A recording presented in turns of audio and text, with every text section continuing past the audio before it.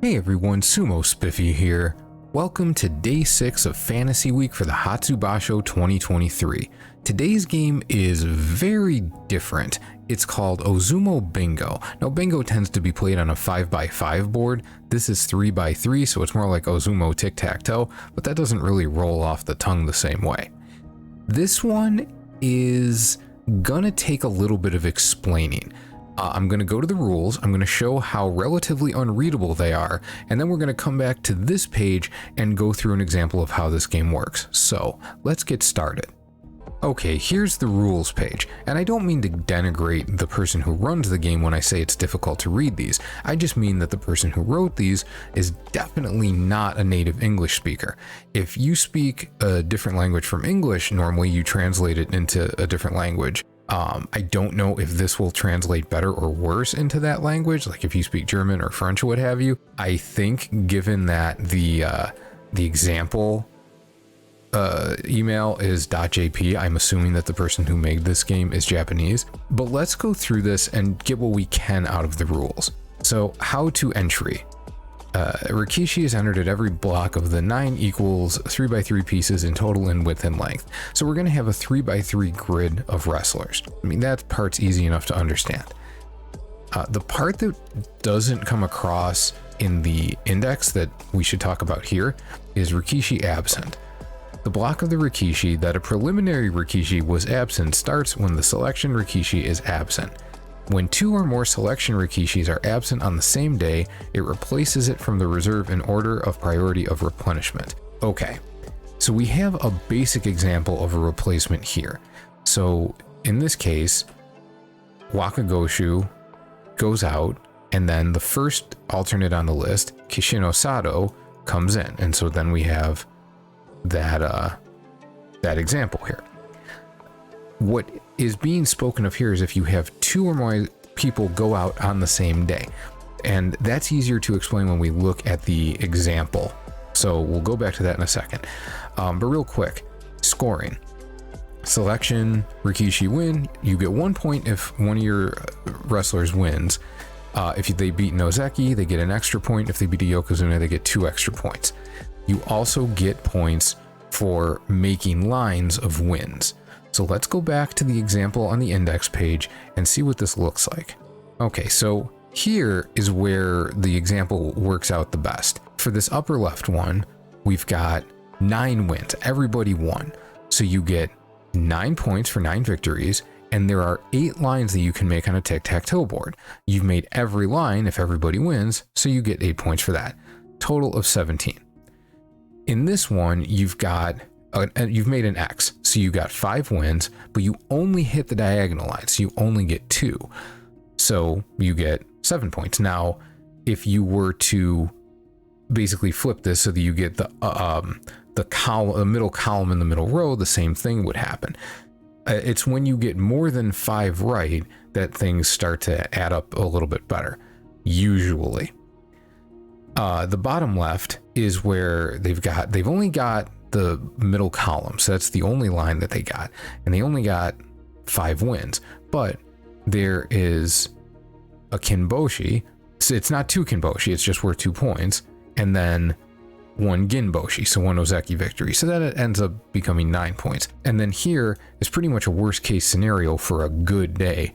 You get 6 right, but none of them make lines, so then you only end up with the 6 points.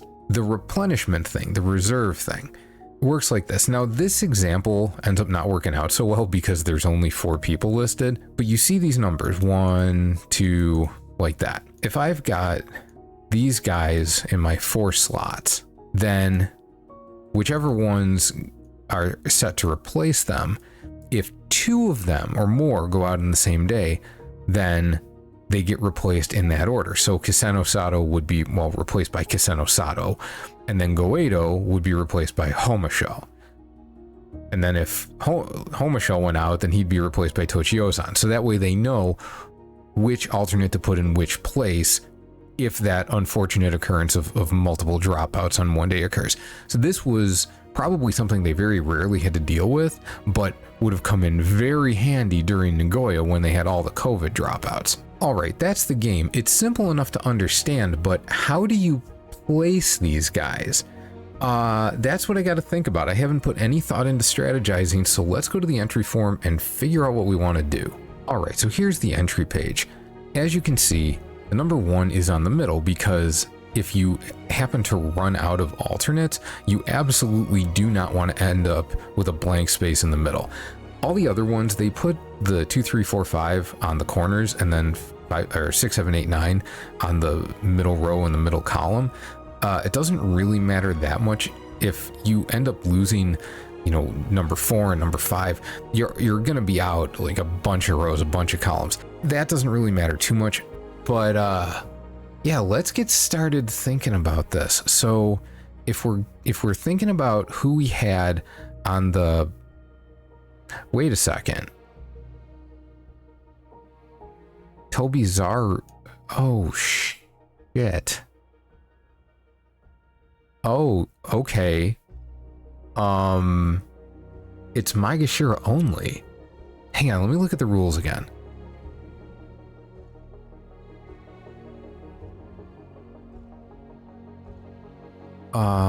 Okay, how to enter. Rikishi absent. It's, well, okay. It doesn't say anything about only Maegashira. I wonder if it's always been that way. What about the index page?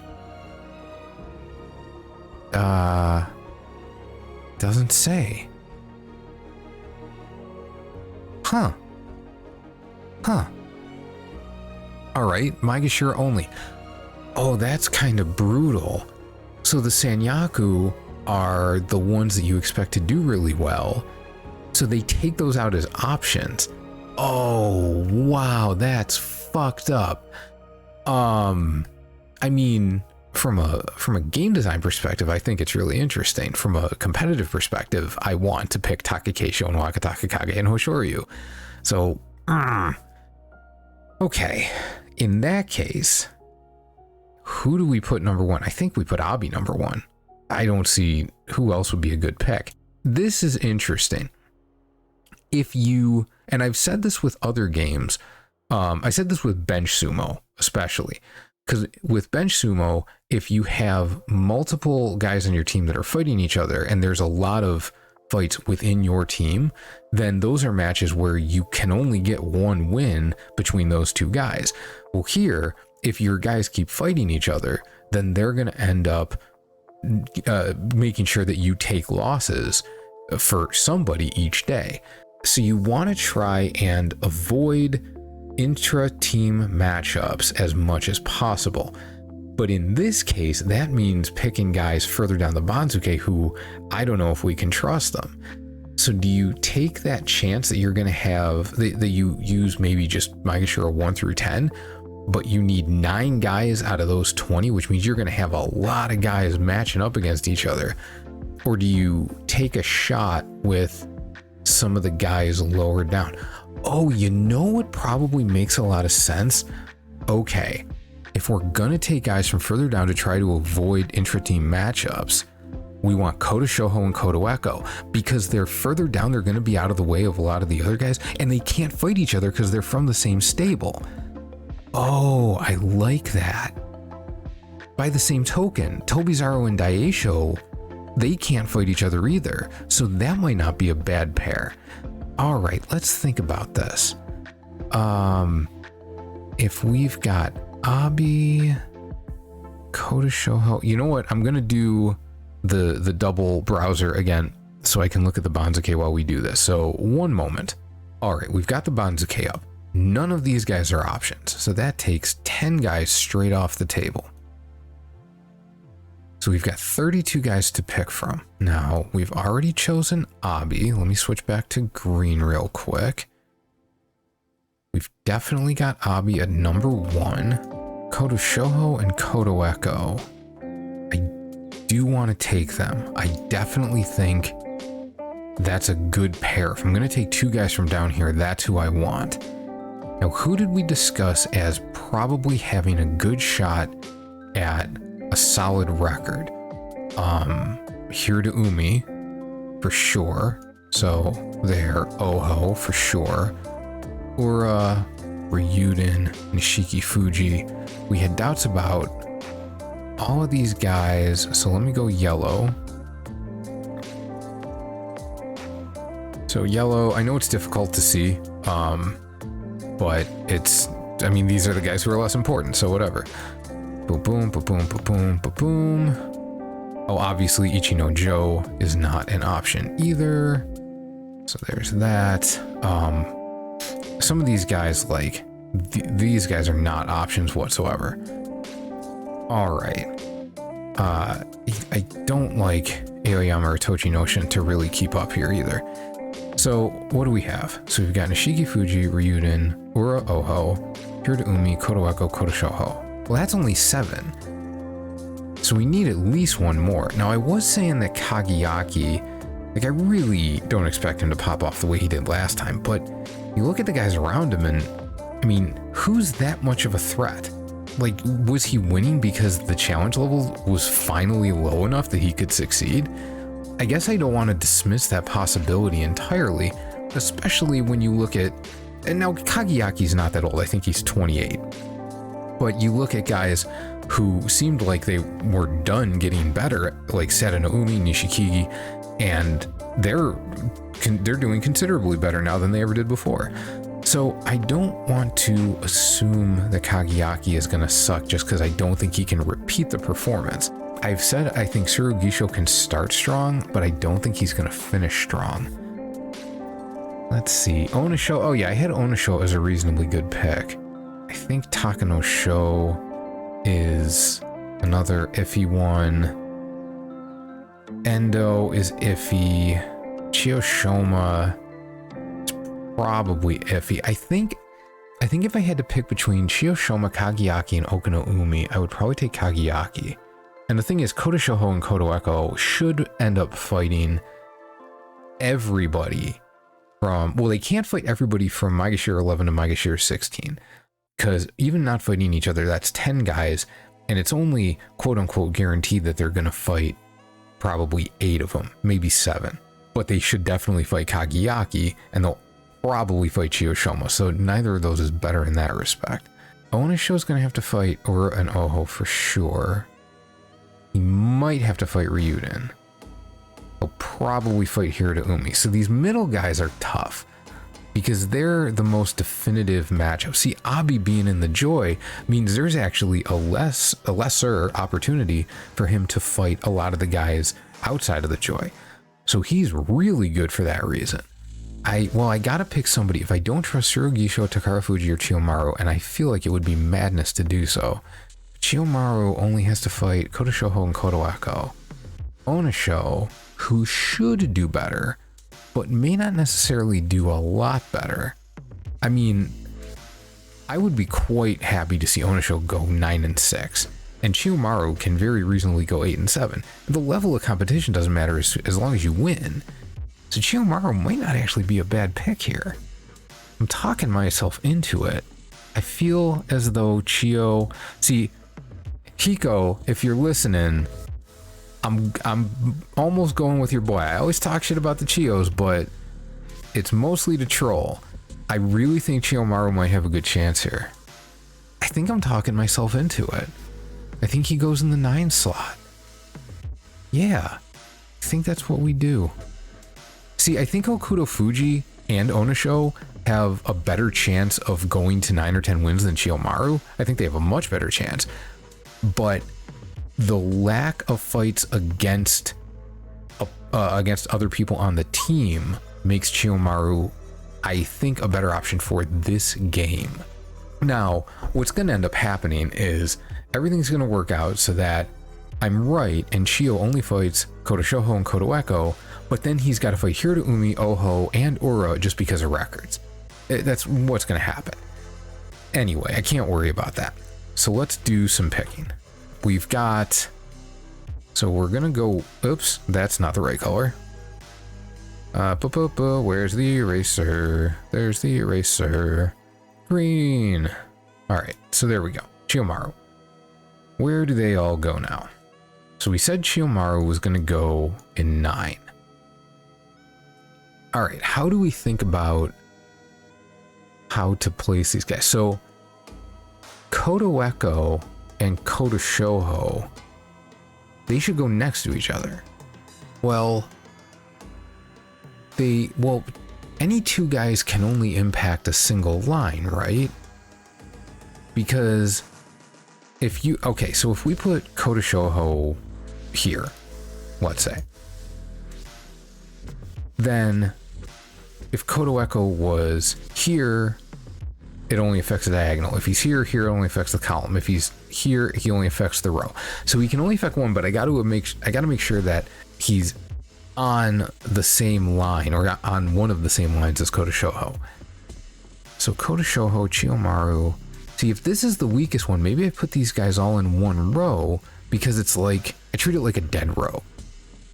Like, it's the one that's least likely to score. That might not be a bad idea.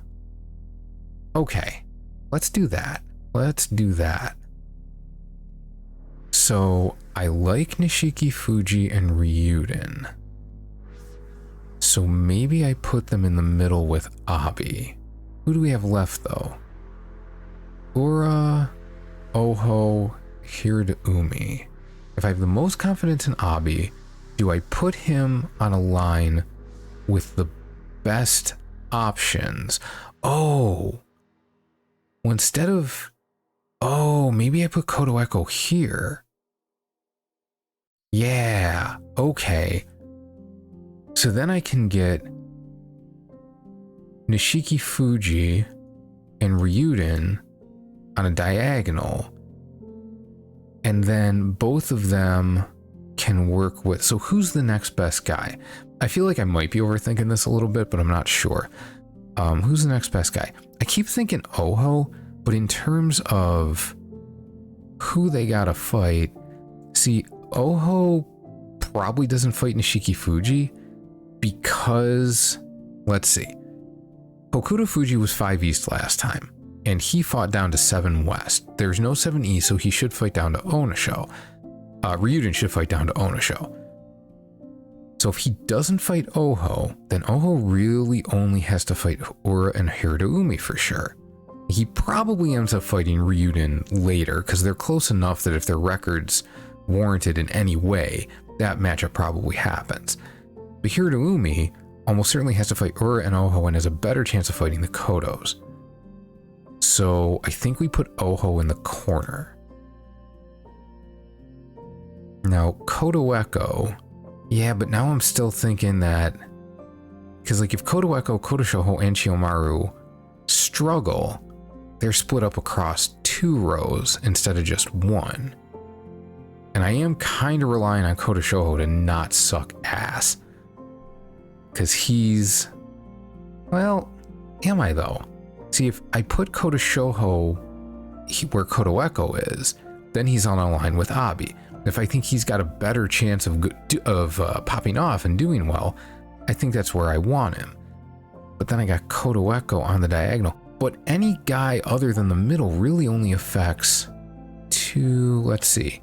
So corner guys affect 1, 2, 3. Middle guys affect 1, 2. Okay.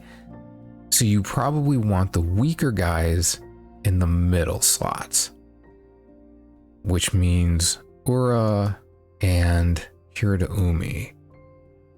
Well, if that's the case, then what I probably want is to put, see, Ura is going to have to fight Ryuden and Oho and Hiraumi.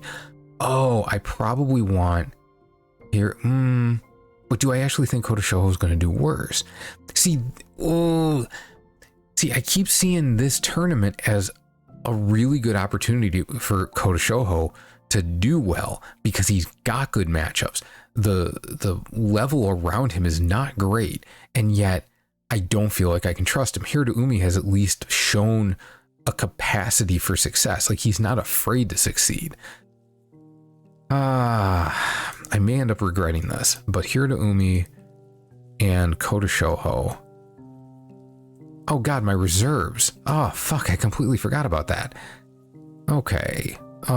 Let's go with let's do Kageyaki. Let's do Kageyaki. Do we do Tobizaru and Daisho? I mean, it's not like we're even going to get to that. Oh, hang on. No, let's do Onisho and then Kageyaki.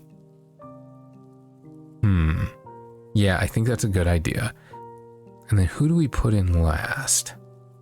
Okudo Fuji. I think that's fine. The odds that he's even going to be on the team are really slim. And how can I turn down an opportunity to do a cost-free inclusion of Captain Faceplant? Yep, there we go. So we've got Abi in the center, the corner slots, the important slots. We've got Nishiki Fuji, Oho, Hirotoumi, and Ryuden. And then the middle slots, we've got Ura, Kotoeko, Chiyomaru, and Kotoshoho. So that gives us a good spread across the division, a minimum of intra-team matchups. I think we're probably good. So that'll do it for our picks in the Ozumo Bingo game. We've just got one more game to cover. That'll be day 7 of Fantasy Week. I hope to see you there. Have a great day.